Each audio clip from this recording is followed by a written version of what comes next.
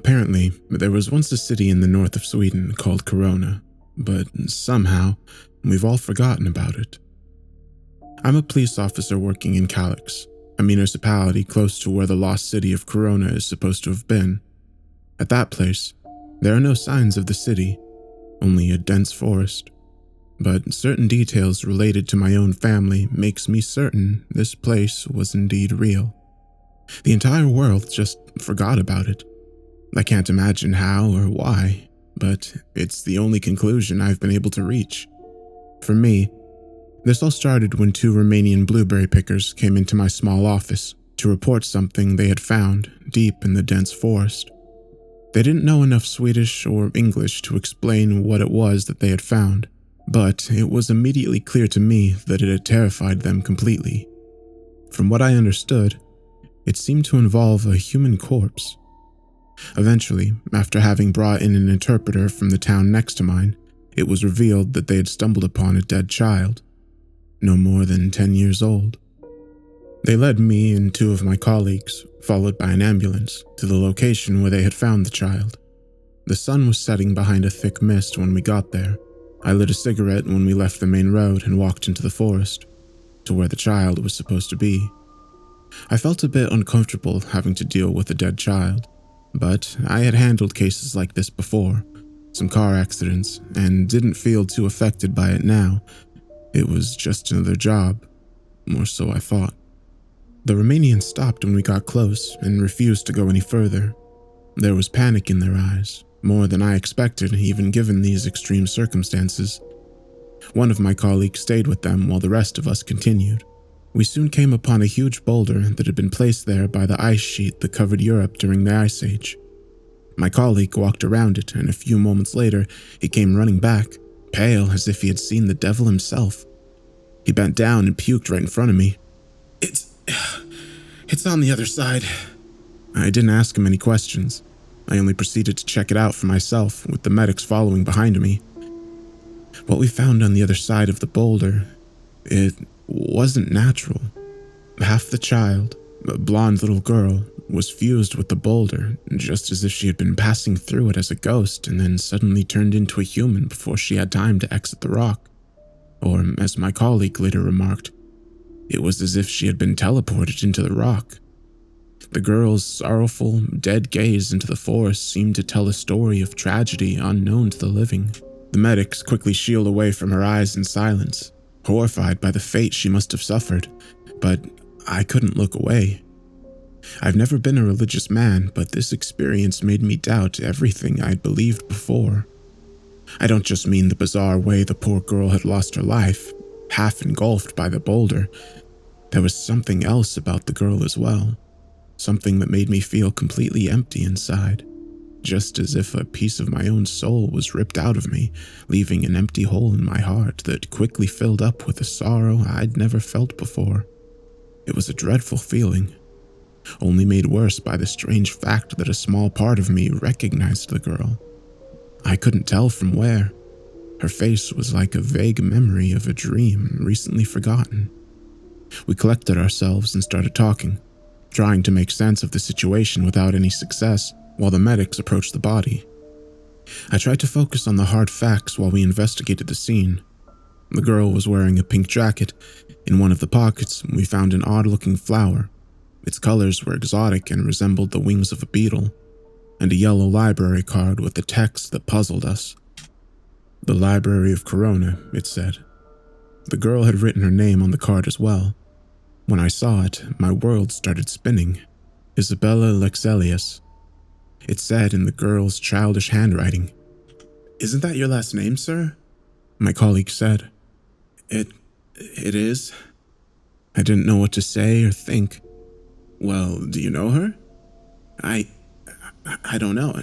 No, I've never seen her before in my entire life. It must be a coincidence." "That's a pretty big coincidence, sir." I didn't respond to that. There's something on the ground as well," one of the medics said. On the blood-stained moss beneath the girl, there was a notebook. It must have fallen out of her hand, the one that was hanging limply above the book. I picked it up and opened it. The pages were covered with small text, written with a different handwriting than the girl's. Sir, one of the medics said. We'll have to bring some tools to cut her down. Yes, I said absently. There's one more thing, the medic said. I put the book in a plastic evidence bag. What? There's too much blood. The medic pointed to the ground. What do you mean there's too much blood? I asked. Beneath the boulder, sir. The medic explained. It's impossible for that blood to come from a child. A moment of silence, and then I said, We'll have to come back here with better tools. A day later, we successfully removed the upper body of the girl and brought it back to the morgue where it was examined. We also tried to lift the boulder with the help of a crane, but it wouldn't budge. Instead, we dug a hole under it, but we didn't find any new body parts. All we could do this day was sample as much of the blood as possible. During the examination of the body, I read the notebook. It contained the story of the City of Korona. I was convinced it was fiction, a deranged story written by the man I thought must have killed the girl until a few weeks ago when the forensic lab called me. I still have a hard time believing it, but they told me there's no other way. They had tested the DNA of the girl and compared it to mine because of her last name. It was my idea since I didn't want anyone to suspect anything. We didn't think it would reveal anything, but it did. The 10-or-so-year-old girl, Isabella, was my daughter. I was sure it wasn't possible. 10 years earlier, I lived with my ex-wife. I never cheated on her, and certainly didn't have any children with her. We stayed together for 5 more years, so I would have known if she had had a baby during that time. And yet, there was nothing wrong with the test. Here's the transcript of the notebook. I've typed it out here in hopes that someone will remember the city of Korona or someone who might have lived in it. Please contact me if you have any information. This is what was inside the notebook. 5 years ago, I was a different person. I was younger back then, not just in the ordinary sense, but in spirit too. There was joy in my life, and I had hopes and dreams. That's all gone now. I don't have much time to write this down, but I will try and explain what happened to us, to our entire community, as well as I can. The event, as we have come to call it, occurred on July 9th, 2013. I was only visiting Korona over the day to take my niece, Isabella, to the grand opening of the Red Grove, the city's new amusement park. It was supposed to be the biggest one in Sweden, and Isabella had begged her parents to go to the grand opening, but neither of them had been able to due to work. So they called me and asked me to do it for them. I was their go-to person for when they needed help with Isabella, the only one they trusted. How I wish that hadn't been the case now, considering what happened. We arrived pretty early, a few hours before the opening, so that we wouldn't need to stay in line the whole day to get inside. The weather was amazing. It had rained earlier in the morning, so we had been a bit worried, but when we got to the city, there wasn't a cloud in sight. Isabella couldn't stop talking about how much fun we would have, and it warmed my heart to see her so happy. It took us a bit longer than expected to get to the amusement park, since one of the main streets had been closed off for a military parade. This didn't bother us that much. It rather increased the feeling of celebration in the air. To avoid the parade, we had to take a bus to the city center, the Freya Square, and from there, we had to take the subway to the yellow neutral business cluster, the tallest skyscrapers in Sweden. It was possible for us to walk to the Red Grove from there. There were people everywhere. It turned out that a lot of them had taken a ferry down the river that I didn't know about. This meant we had to stand in line after all. Isabella didn't mind, but I knew she would get hungry soon, and I worried that it would ruin her mood. Luckily, there was a man selling hot dogs from a cart that was pushing down the line. I bought a hot dog and soda for Isabella. Her parents didn't really like it when I bought her junk food, but a day like this, I thought they would understand. The man was also selling red balloons to children. Isabella said she wanted one. I tried to tell her that she would have to carry it around all day, that there would be more balloons inside the amusement park, but she wouldn't listen. Reluctantly, I bought her a balloon as well. At this point, no one knew that their entire lives were about to change in a matter of minutes. Isabella accidentally let go of the balloon. I feared it would make her sad, but it didn't seem to bother her that much. We looked at the balloon as it rose up into the air and drifted away. Soon, it was but a red dot against the vast blue sky. Then suddenly, it vanished. Where did it go? Isabella said. I couldn't explain it. It had just disappeared. I don't know, I said. Maybe it popped. But something, an uneasy feeling I couldn't rationalize, made me doubt that. Then, only a few minutes later, strong winds came from every direction. It carried a smell with it that reminded me of something rotten. Ew, Isabella said as her long hair was blowing in the wind. What's that smell? I held her hand harder. I don't know. People looked around, confused, and their joyful voices became concerned. Something was happening, but no one knew what it was. Sirens echoed in the distance, seemingly coming from the business cluster. Oh my God, a woman said and pointed towards the skyscrapers. The top of the building is gone. It wasn't that easy to see, but she was right. The top of the tallest building was gone as if it had been cut off with a knife. Isabella was too short to see it, but she picked up that something wasn't right on everyone's faces, and she became worried herself. I think we need to get out of here, I said, acting completely on instinct. I don't think it's safe. Isabella teared up. But the opening, aren't we? We'll come back later, sweetheart, I said as I walked away from the crowd with her. One of the ferries were just about to leave. We quickly stepped aboard. A few others joined us, but most of the people stayed behind in hopes that everything would be sorted out. Isabella cried, but she wasn't mad, as the ferry slowly drove away from the riverside promenade. A commotion of some kind erupted among the crowd back on land. I couldn't see what was going on, but suddenly everyone screamed in terror and tried to run towards the water. They were clearly escaping from something, but I couldn't see what it was. All I saw was people stepping on each other while they tried to jump into the river and swim away. It was a horrible sight, and I'm glad Isabella wasn't tall enough to see over the railing. Next, the sirens from the emergency alert system began blasting its eerie sound of imminent catastrophe. Everyone asked questions no one had any answers to. Most people I heard thought we were under attack, either by terrorists or the Russians. I picked up my phone to call my sister, but there was no signal. I tried with Isabella's phone as well, without any luck. I soon discovered that no one had any signal. At the sides of the river that passed through the city, people were looking out of their windows, trying to get a glimpse of what was going on. But the only thing they could see that was out of the ordinary was the cut-off building in the yellow neutral business cluster. Look, Isabella said and pointed at the sky. I've never seen such a big bird before. An enormous bird-like creature soared high above us. It was pitch black, although it was impossible to say for sure. It seemed to be just as confused about seeing us as we were seeing it. It circled the city center a few times and then flew away again. The sight of the giant bird, or whatever it truly was, turned our anxious confusion into terror.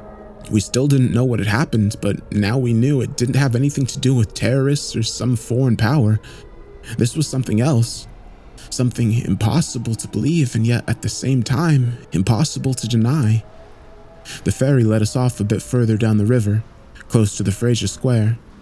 People seemed to be in a state of panic, although no one knew what was wrong. Some were packing their cars to escape the city, others were running somewhere, perhaps to their loved ones, but most people clustered around police officers, city workers, or military personnel from the parade to try to get some information. But they only got the same answer over and over again, yelled at them so that it could be heard over the sirens from the emergency alert system, that nothing was known and they needed to return to their homes and listen to the radio for more information. How are we supposed to listen to the radio when the power's out? The voice came from an old woman. Look around, there's no power. She was right. Go home and close your windows and wait for the power to come back, a policeman said. We don't know what's going on, but the safest thing to do is to follow the procedure. He was interrupted by something happening a few meters away. The first person who had tried to leave the city, a man on a loud motorcycle, had come back.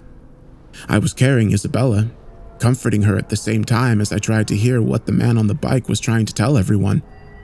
I pushed through to get closer to him. He walked to the center of the square and climbed up on the foot of a statue. A few people believed him, but everyone that had seen the creature in the sky had no doubt that he was telling the truth, however impossible it seemed. There's no way out, the man yelled. The main road's cut off at the edge of the city and there's only jungle. I can't explain it. I'm sorry, but it's true. We are surrounded by a dense, thick jungle. There's no way around it. Then it's true. A policeman whispered to himself next to me. For the love of God, it was all true. I asked him what he meant. First, he didn't want to acknowledge my question, but when he saw my confusion and tears in my niece's innocent eyes, he turned to me and said quietly, "Before we lost contact with the helicopter that was surveying the parade, the pilot said something that simply didn't make sense. He was crashing. Something had cut off his rotor blades, and he said that it all had changed somehow. The view had changed. Before he hit the ground, he yelled that he had seen a jungle to the west and an ocean to the east. More and more rumors came in, and even though it was impossible to tell rumors from facts, they were all telling the same story. The entire world around the city had been replaced in an instant. The city was the same, but the sky above it wasn't. Eventually, the screaming sirens went silent. Cars stopped beeping their horns, and the cacophony of voices died out. An uncanny silence fell over the city. The feeling was beyond unreal. I didn't know what any of this meant. I tried to explain it to my niece, but she was only 5 years old. She couldn't understand. She wanted to go home to her parents, and I didn't know what to tell her. She was tired and needed rest, so I went to the hostel nearby and paid for a room. Soon, the economy of the city would collapse, but for the first few days in this new unknown world, people still accepted money as payment. What followed was 5 years of unending trials and hardships. A continuous battle for survival with no hope for help or rescue. It started during the first night. The sun, identical to our own yet new and strange, sat due north instead of west and was replaced by unrecognizable stars covering the entire sky. As I looked up at them from the small window in our room, I didn't feel awe, but rather I felt completely lost. The strange feeling during all these years must have been the paradoxical sensation of familiarity on the streets mixed with the awareness of total displacement. I think this was partly why people kept close to the city center, to drown themselves in the illusion of being home even though they knew, deep down, that they couldn't escape their fate as stranded in the unknown. Then, as I leaned out the window, I heard the sounds. People screaming, gunshots, cars driving madly through the streets without anywhere to go, and the occasional odd howling that made my blood run cold. I never saw anything of what happened that night, but it changed the population. More than 2 million people. Forever. I closed the window and hid behind the bed with Isabella. She wanted to cry for her mother, but I kept my hand over her trembling mouth.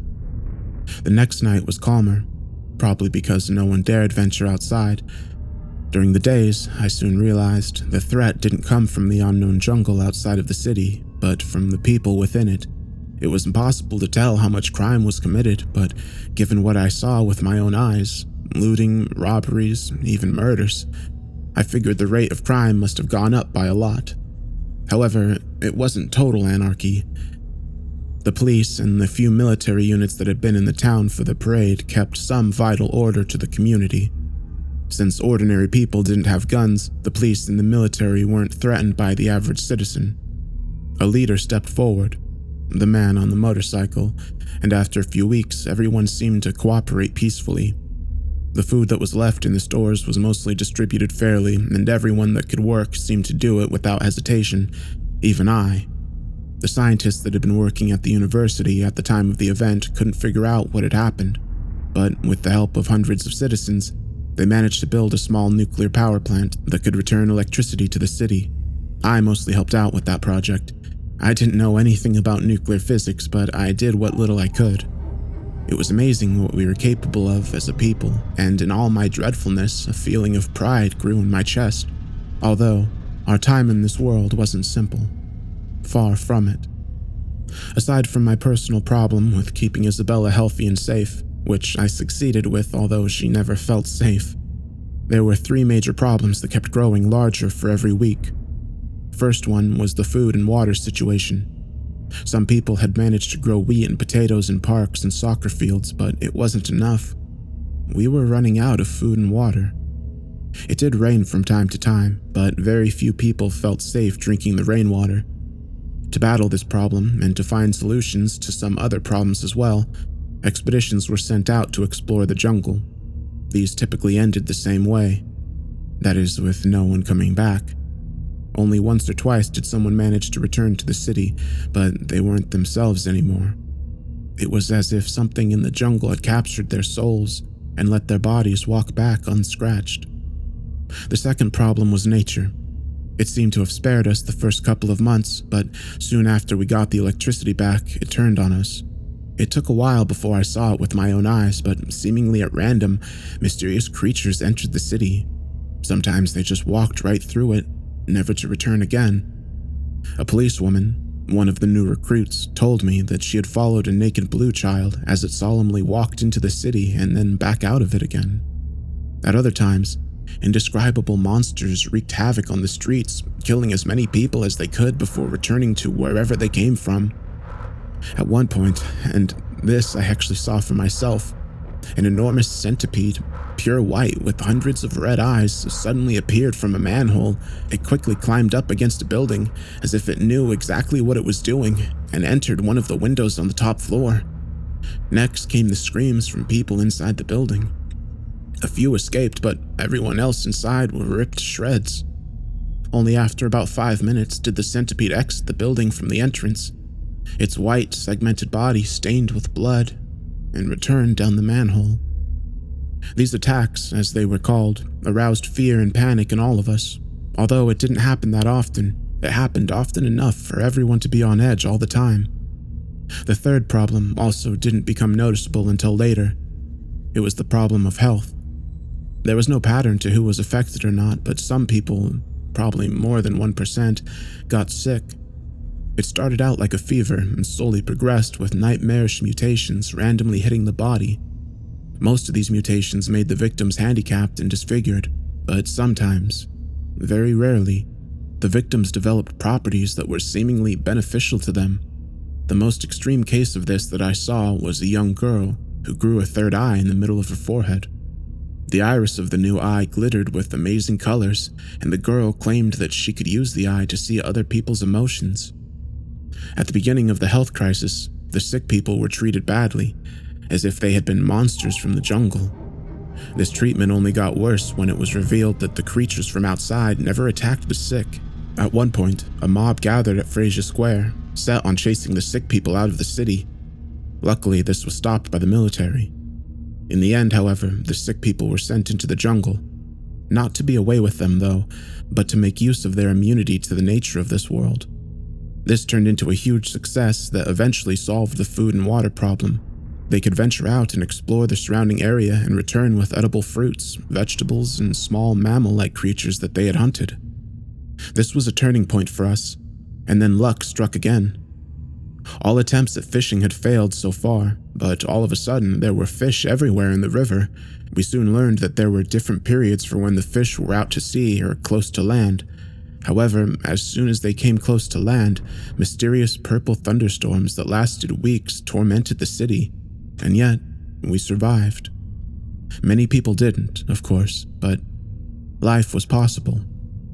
In the end, we prevailed. During the 5 years that followed, there weren't that many catastrophes, and our focus on survival kept most of our thoughts of home away.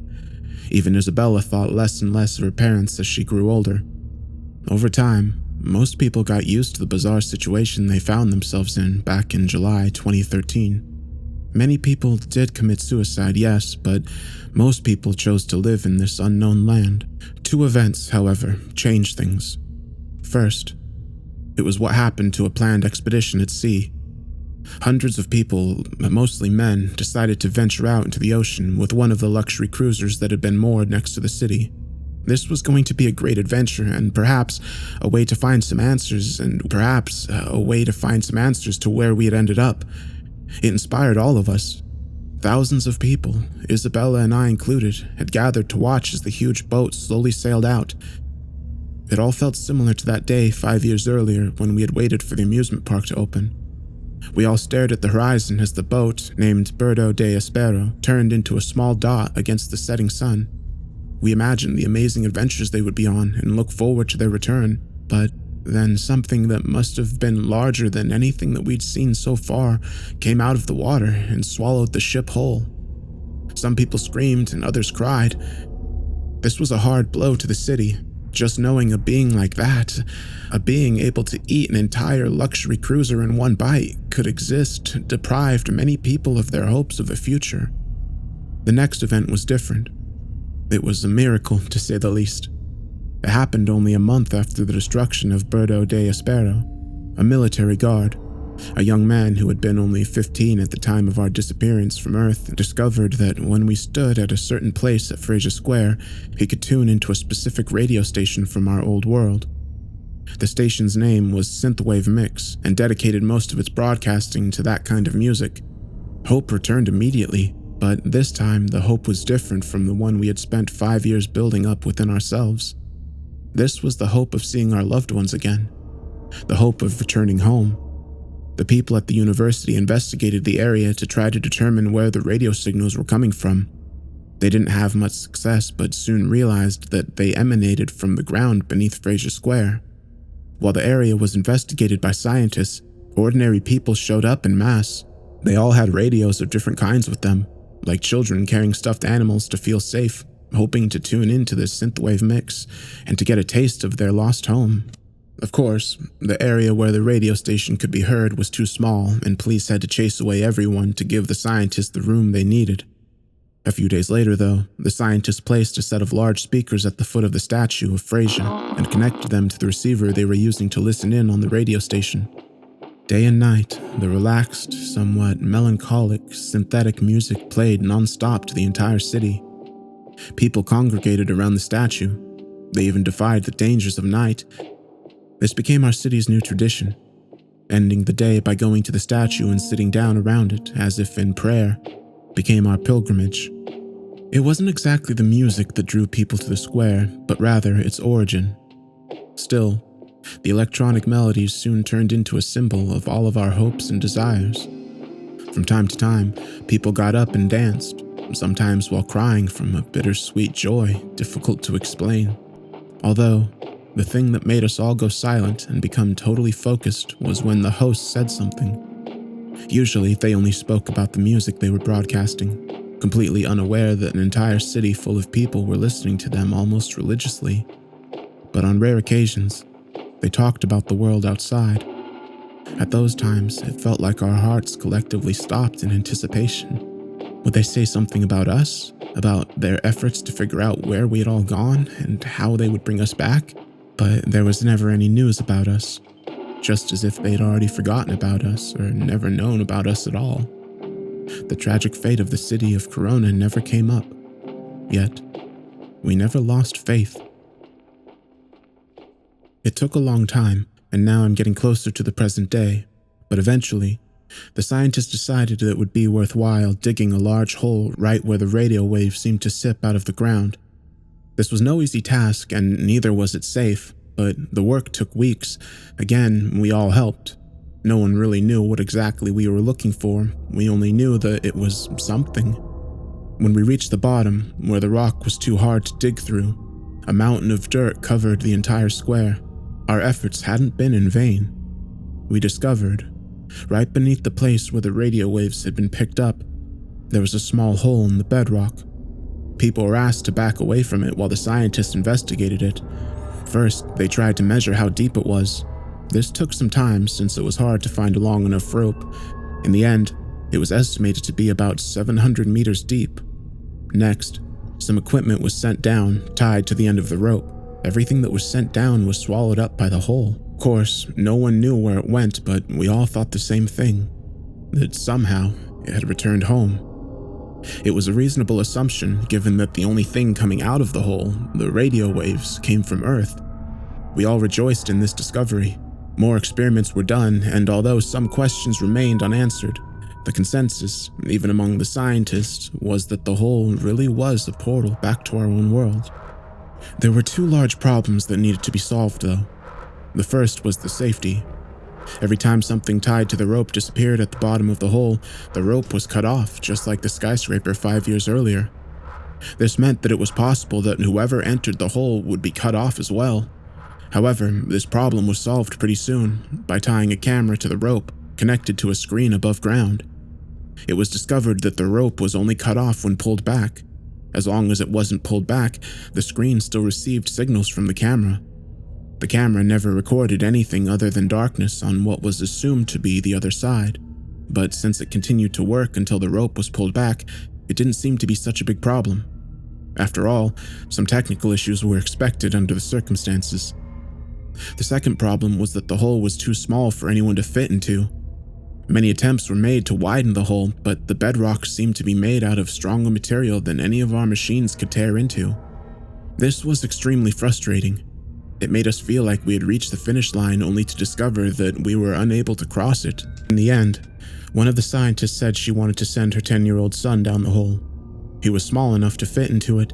This was widely debated for some time before it was approved. The mother argued that the city of Korona was no place for her son, and that all evidence suggested the hole was the only way home. The boy was brave. He knew he would probably never see his poor mother again, but still went through it.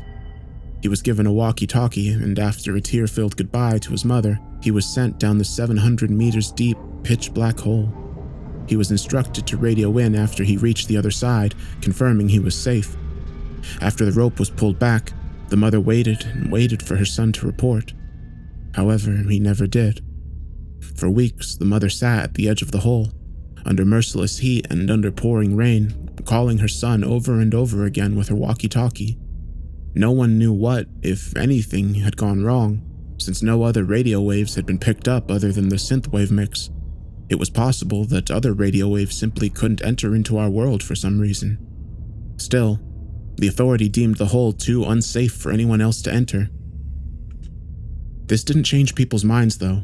The hole represented the only true hope we had felt in years, and given all of the terrible things in our world that could destroy us at any moment as easily as it is for us to blow out a candle, the small risk of going through the hole seemed to be more than acceptable. The hole was guarded by the police, but most of the police shared the city's collective opinion that the hole was the only way out. Not for any of the adults, but for our children. And now I'm sitting here, in the room I paid for 5 years ago, writing this down. During the last few weeks, many parents have been sending their children down the hole at night. This world is truly no place for them. Although they could survive, they deserve better. Hence, like many others, I've decided to send Isabella home. When I told her about it, she looked at me with happiness in her eyes I hadn't seen since we were transported to this dreadful, God-forsaken world. I've been writing this all day now. It's a testimony to what happened to Korona. I will give this notebook to Isabella. I'm sure that she will be able to give it to her father. Somehow, I know it in my heart that she will find her way home to her parents. Soon it will be dark, and I will bring Isabella to Fraser Square one last time. I'm sorry it took so long.